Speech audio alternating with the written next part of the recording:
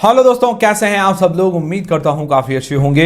तो दोस्तों, आज अगर मार्केट की बात करें तो मार्केट आज न्यूट्रल टाइप का रहा। ना कोई खास तेजी थी, ना कोई खास गिरावट देखने को मिली। अब ये तो ठीक है, बट अब मार्केट में तेजी कब आएगी, ये सबसे बड़ा सवाल है। तो उसके बारे में जानकारी लेंगे इस वीडियो के अंदर। उसके अलावा जो वेदांता का डीमर्जर हुआ है, एक के बदले लोगों को 5 शेयर मिलेंगे। अभी तक मिले नहीं है, खाते में नहीं आए, डीमेट अकाउंट के अंदर नहीं आए, तो वो मिलेंगे। ठीक है, तो उसको लेकर एक ऑफिशियल रेशियोज आ गए हैं भाई, कौन कौन से शेयर को कितना कितना परसेंटेज हिस्सा जाने वाला है, उसके बारे में भी जानकारी लेंगे। उसके अलावा अभी आपने पीएम मोदी और जॉर्जिया मेलोनी जो इटली की हैं, तो उनका आपने देखा होगा, एक रील देखी होगी जो बहुत ज़्यादा वायरल हो रही है, वो पार्ले मेलोडी चॉकलेट को लेकर। ठीक है, तो उसके बाद क्या होगा कि लोगों ने कोई गलत शेयर बाय कर लिए पार्ले इंडस्ट्रीज को लेकर, तो उसके बारे में भी जानकारी लेंगे इस वीडियो के अंदर। वीडियो शुरू करने से पहले दोस्तों, टेलीग्राम, इंस्टाग्राम, व्हाट्सएप, फेसबुक सबके लिंक डिस्क्रिप्शन के अंदर ज्वाइन कर लीजिए। और दोस्तों, लिंक से ही ज्वाइन कीजिए, वरना आपके साथ धोखा भी हो सकता है, क्योंकि बहुत सारे फेक चैनल्स बन रखे हैं, इसीलिए लिंक से ही आपको ज्वाइन करना है। तो सबसे पहले बात करें अगर मार्केट की, तो आज मार्केट न्यूट्रल टाइप का रहा। मतलब कोई खास तेजी नहीं थी, ना कोई खास कोई गिरावट थी। ठीक है, सेंसेक्स और निफ्टी के अंदर हल्की सी तेजी देखने को मिली, और मिड कैप इंडेक्स हल्का सा रिकवर होते हुए हमें देखने को मिला। बाकी ओवरऑल कोई ज़्यादा कोई खास तेजी ना गिरावट देखने को मिली। मतलब ठीक ठाक सा रहा मार्केट, निराश नहीं किया, एक न्यूट्रल टाइप का आप कह सकते हैं। और आज एफआईआईज की तरफ से जो सेलिंग हुई है 1597 करोड़ रुपए की, और डीआईएस की तरफ से 1900 करोड़ रुपए की बाइंग हुई है। बट जो ये एफआईआईज लगातार सेल कर रहे हैं, ये बड़ा नेगेटिव चीज़ है, और लगातार सेलिंग हो रही है। बहुत आने वाले टाइम में जो सेंटीमेंट है वो भी नेगेटिव हो रहे हैं, सेंटीमेंट कमजोर है मार्केट के। तो अब सबका सवाल यही कि मार्केट में वापस तेजी कब आएगी। देखिए, जो यूएस और ईरान के बीच में लगातार वॉर चल रही है, स्ट्रेट ऑफ हॉर्मुज क्लोज है, जिसके कारण क्रूड ऑयल का भी संकट है, और क्रूड ऑयल के भाव भी लगातार बढ़ रहे हैं, और क्रूड ऑयल लोगों को सप्लाई नहीं हो रहा है, सप्लाई बाधित है। तो इसके कारण क्या है कि हर जगह संकट थोड़ा थोड़ा फैला हुआ है। ठीक है, तो अब क्या है कि यूएस और ईरान के बीच परमानेंट पीस एग्रीमेंट जब तक नहीं होता, दोनों के बीच में एक परमानेंट पीस एग्रीमेंट होना चाहिए। क्योंकि दोनों एक बार एग्रीमेंट कुछ करते हैं, फिर कुछ नया चीज़ हो जाती है, वो मानता नहीं है, फिर ट्रंप मानते नहीं, फिर ईरान मानता नहीं। इस तरह से दोनों के बीच में लगातार विवाद चल रहा है, और परमानेंट कुछ पीस एग्रीमेंट हो नहीं रहा है। लगातार ये विवाद चल रहा है, जिसके कारण क्या कि वॉलेटिलिटी लगातार बरकरार है। या इसका कोई सॉल्यूशंस आ जाए भाई, अभी ये लोगों को ऑयल की ज़रूरत ना हो, कोई नया सॉल्यूशन आ जाए। ठीक है, जैसे हाइड्रोजन फ्यूल आने वाला है, ये सोलर इनमें तो थोड़ा समय लगेगा, क्योंकि क्रूड ऑयल अभी की तो ज़रूरत है, लोग इस पर डिपेंड ज़्यादा है। तो इसका कोई परमानेंट सॉल्यूशन जब तक नहीं आते हैं, या इनके पीस एग्रीमेंट नहीं होता कोई परमानेंट, तब तक मुझे लगता है ये वॉलेटिलिटी जारी रह सकती है। क्रूड ऑयल, भाई लड़ाई हो जाए तो कोई दिक्कत नहीं दोनों देशों के बीच में, वो उसके बाद क्या है कि मामला ज़्यादा देर तक नहीं दिखता। बट इसके बीच में क्रूड ऑयल अटका हुआ है। क्रूड ऑयल से ही क्या है कि सब जगह आप देखिए, आना जाना, परिवहन, ये सारी चीज़ें, यातायात, हवाई जहाज की यात्राएं, सारी चीज़ इस पर डिपेंड करती है। तो बहुत सारी चीज़ें इसके कारण अटकी हुई है। तो अब ये चीज़ मार्केट की क्लियर होगी। अब दोस्तों, जो वेदांता का डीमर्जर हुआ है, 1:5 रेशियो के अंदर हमें वेदांता के शेयर मिले हैं अलग अलग। जिसके पास एक शेयर था, उसको उसके बदले 5 शेयर मिलेंगे। स्टॉक जो है अलग अलग तरीके से स्प्लिट हो गया, डीमर्ज हो गया। ठीक है, ये चीज़ समझ में आ गई, और ये सारी चीज़ें हो गई है। ठीक है, इसमें वेदांता के शेयर डीमर्ज होकर हमारे डीमेट अकाउंट के अंदर दिखा भी रहा है कि उसकी वैल्यू इतनी है। ठीक है, बट बाकी जो पीछे बचे हुए 4 शेयर, वो अभी तक डीमेट अकाउंट के अंदर आना बाकी, वो मिड जून तक हमें देखने को मिलेंगे। लगभग आप मान के चलिए, अभी से आप लगभग महीना महीना मान के चलिए, महीने के आसपास हमें, या महीने के अंदर, या महीने से थोड़ा बाहर हमें देखने को मिल जाएंगे बाकी वाले शेयर्स। कंपनी ने एक ऑफिशियली रेशियो जारी किया है।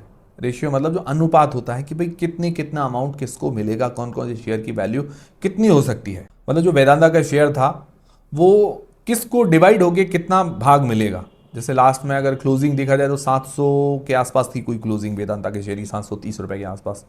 ठीक है, अब वेदांता जब लिस्ट हुआ था 269 रुपए के आसपास लिस्ट हुआ था, अभी 300 से ऊपर भाव उसका चला गया है।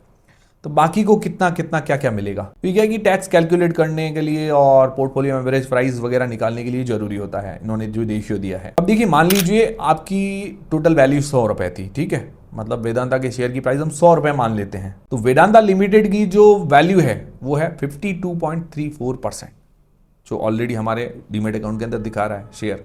तो मेन कंपनी को 52.34% मिलेंगे। फिर जो एक कंपनी है MALCO energy limited, MALCO energy अभी क्या कहलाएगी, वेदांता ऑयल एंड गैस कहलाएगी। ठीक है, उसको मिला है 21.49%, 21.49%। उसको मिला है 12.23%, मतलब 12.23 रुपए के आसपास, जिसके बाद 100 रुपए के हिसाब से कैलकुलेट करते हैं तो। फिर वेदांता एल्यूमिनियम मेटल लिमिटेड, उसको मिला है 7.15%। हालांकि अगर देखा जाए मोस्ट प्रॉफिटेबल और most valuable company Vedanta aluminium है, अगर फ्यूचर के हिसाब से भी देखा जाए तो। बट ये क्या कॉस्ट ऑफ एक्वाजिशन है। फिर Vedanta iron and steel limited, उसको 6.79% मतलब 6.79%। तो ये ऑफिशियल रेशियोज जारी किए हैं कि इस हिसाब से इनका भाई बंटवारा हो जाएगा। अब ये जो रिपोर्ट इन्होंने जारी की उसमें बताया कॉस्ट ऑफ एक्वाजिशन का परसेंटेज है, मतलब इनको कितने भाव में पड़े थे ये शेयर। ठीक है, जैसे वेदांता की वैल्यू इतनी थी तो उन्होंने 52% कर दिया, फिर वेदांता ऑयल एंड गैस की इतनी थी तो उसको उतना दे दिया। इस तरह से उनको कितना खर्चा लगा था इस पर, मतलब कोई भी कंपनी कितना एसेट, कितना पैसा लगा था, कितना खर्चा लगा था, वो बता रही है उसकी वैल्यू। जो इनकी एक्चुअल वैल्यू है वो लिस्ट होगा, उसके बाद पता चलेगी कि भाई जो फ्यूचर वैल्यू क्या हो सकती है, कौन सी वैल्यू, मतलब कंपनी अभी वैल्यूएबल ज़्यादा कौन सी है, उस हिसाब से इनकी प्राइस जो है लिस्ट होते हुए हमें देखने को मिलेगी।